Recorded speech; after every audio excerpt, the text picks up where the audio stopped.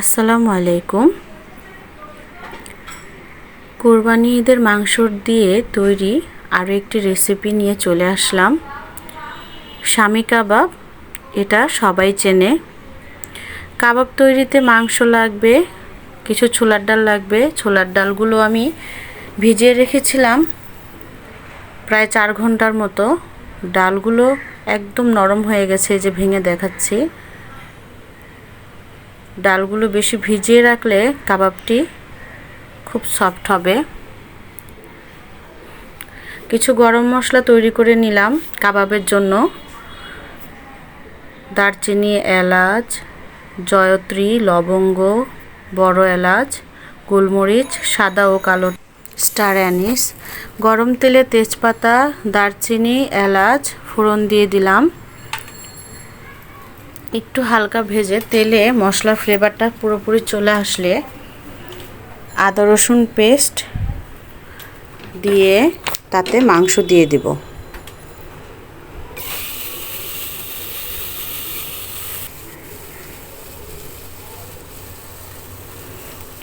এবার ছোলার ডালটাও দিয়ে দিব।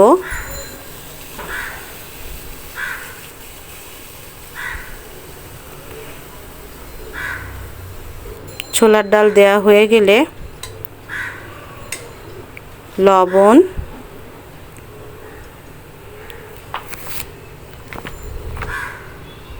হলুদের গুঁড়া, সামান্য মরিচের গুঁড়া দিব। যেহেতু গোলমরিচ দিয়েছি তাহলে একটু সাবধানে মশলা দিতে হবে। মরিচের গুঁড়াটা যেন বেশি না হয়ে যায়, গলা জ্বালা পোড়া করবে। সামান্য মরিচের গুঁড়া দিয়েছি। আমি এখানে 1 পোয়া ছোলার ডাল নিয়েছি, সাথে আধা কেজি গরুর মাংস নিয়েছি, যাতে মাংস ও ডালের কোয়ান্টিটিটা সমান সমান থাকে। ডাল সিদ্ধ হওয়ার পরে ফুলে যাবে, বেশি পরিমাণে বেশি হয়ে যাবে। এই মিশ্রণটা ভালো করে কষিয়ে তারপরে পানি দিয়ে দিব। যেহেতু আমি প্রেসার কুকারে সেদ্ধ করব, পানিটা একদম সমান সমান থাকবে। প্রেসার কুকারে সিদ্ধ করলে রান্নাটা দ্রুত কমপ্লিট হয়ে যায়। এখন আমি প্রেসার কুকারে একটু পানিটা গরম হয়ে আসলে ঢাকনা দিয়ে বসিয়ে দিব। তার আগে গরম মশলা যেগুলো করে রেখেছিলাম রেডি, সেগুলো দিয়ে দিলাম। গরম মশলাগুলো গোটা মশলাই দিব, যেহেতু ব্লেন্ডারে ব্লেন্ড করব, এগুলো সব মশলা মিহি হয়ে যাবে। তবে ব্লেন্ডারে ব্লেন্ড করার আগে আমি গোটা মশলা অনেকগুলো তুলে ফেলব।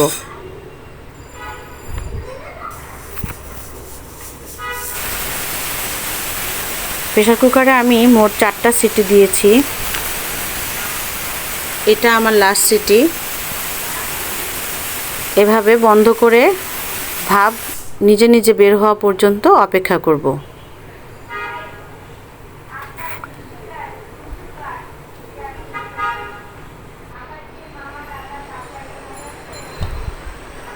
এই যে প্রেসার কুকারে ভাপ বের হয়ে গেছে।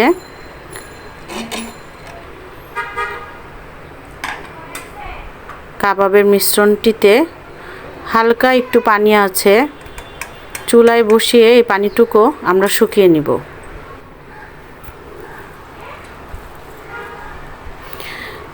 এরই মধ্যে আমি কিছু পেঁয়াজ ও কাঠবাদাম হালকা ভেজে নিয়েছি। পেঁয়াজ বেরেস্তা লাগবে এই কাবাব তৈরি করতে।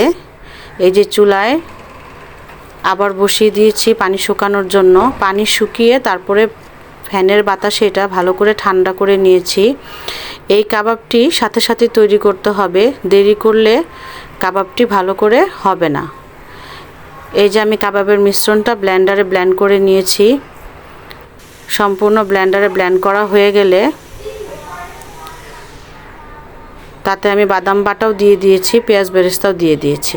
এবার হাতে সামান্য একটু ঘি নিয়ে কাবাবগুলো শেপ দেওয়ার চেষ্টা করছি। ফ্রিজে ঠান্ডা করে নিলে কাবাবের শেপগুলো খুব ভালোভাবে দেয়া যায়।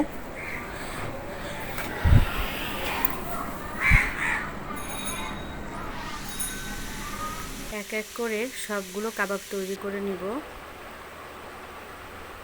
এই যে আমার কাবাবগুলো তৈরি হয়ে গেছে। আমি এগুলো ফ্রিজে রেস্টে রেখে একটু ঠান্ডা হয়ে জমে আসলে তখন ভেজে নিব। ফিরে আসছি ফ্রিজে থেকে বের করে। চুলায় দিয়ে দিয়েছি ভিডিও করার জন্য তাড়াতাড়ি। আর একটু ঠান্ডা করে দিলে কাবাবগুলো ফ্রাই হতো খুব ভালো। আপনারা অবশ্যই প্যানে তাওয়ায় তেল ভালো করে গরম করে তার মধ্যে কাবাবগুলো ছেড়ে দিবেন। যেহেতু কাবাবগুলো পুরোটাই সিদ্ধ, এখানে আর ভিতরে সিদ্ধ হওয়ার কিছু নেই। শুধু গরম তেলে হালকা বাদামি বা একটু কড়া বাদামি করে ভেজে নিলেই ভালো লাগবে, যার যেমন পছন্দ। আমার কাবাবগুলো প্রায় ভাজা হয়ে গেছে। একটু শেপগুলো নষ্ট হয়ে যাচ্ছে, আমি সাথে সাথে করেছি বলে। ফ্রিজে ফ্রোজেন করার পরে ফ্রাই করলে এগুলো খুবই সুন্দর একটি শেপ থাকবে।